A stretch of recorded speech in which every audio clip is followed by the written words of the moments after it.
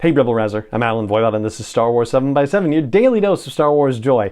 And thank you so much for joining me for it. So the story we're going to check out today is The Key to Remembering by Olivia Chada. Hopefully I'm saying that close to correct.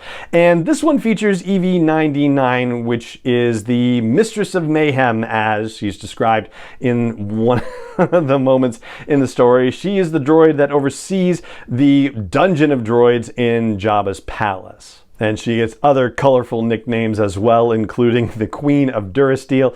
This is one of the stories that takes place, for the most part, during the events of Return of the Jedi. I would say it's sort of an in-between situation in that, the Moff Jar Jar story we talked about a couple of days ago, that's all within Return of the Jedi. The Max Rebo story we talked about yesterday is mostly not within Return of the Jedi.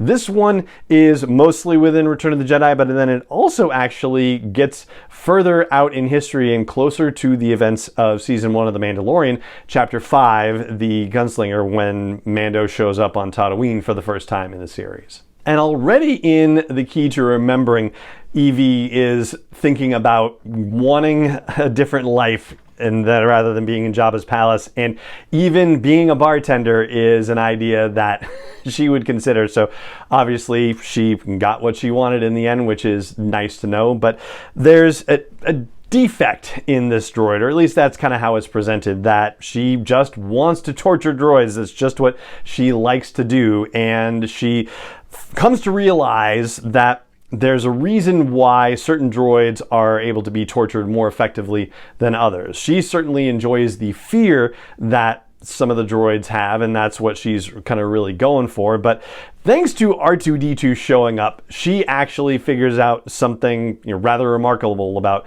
the droids and why some react differently than others. And it's actually related to something that she's trying to figure out for herself, which is basically her own free will. But we find out that there's a reason why she hasn't been able to figure that out. And there's almost even sort of a Groundhog Day kind of scenario that happens potentially with this as well. So the story has a lot of really kind of deep reflection about remembering and memory built into this in this whole tale. What's particularly fun about this story is the interaction between R2-D2 and EV-99.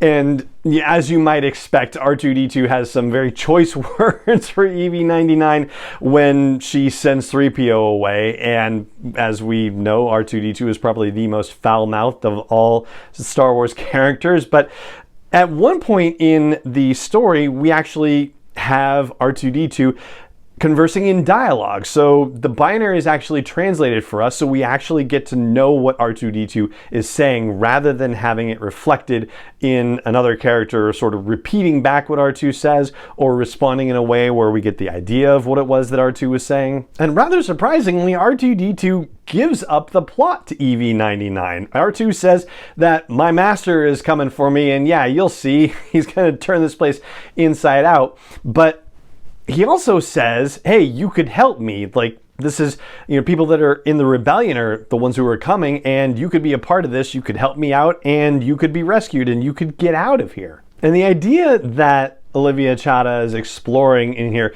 was actually so compelling that the only negative thing I have to say about the story is that I wish there had been much more dialogue between EV-99 and R2-D2. I really liked where their conversation was going, and I would have happily spent more time in the story listening to the two of them discuss the stuff that they were discussing, which I'm trying to, not necessarily give entire plots of the thing away because it's worth reading. And this one, I think, particularly of the four that we're going to be talking about, the last couple of days and tomorrow, this one was my favorite of the four. And as I mentioned earlier, we're not entirely in Return of the Jedi time. We jump ahead a bit as well and get to a point where we're probably pretty close to the events of Season 1 of The Mandalorian, Chapter 5.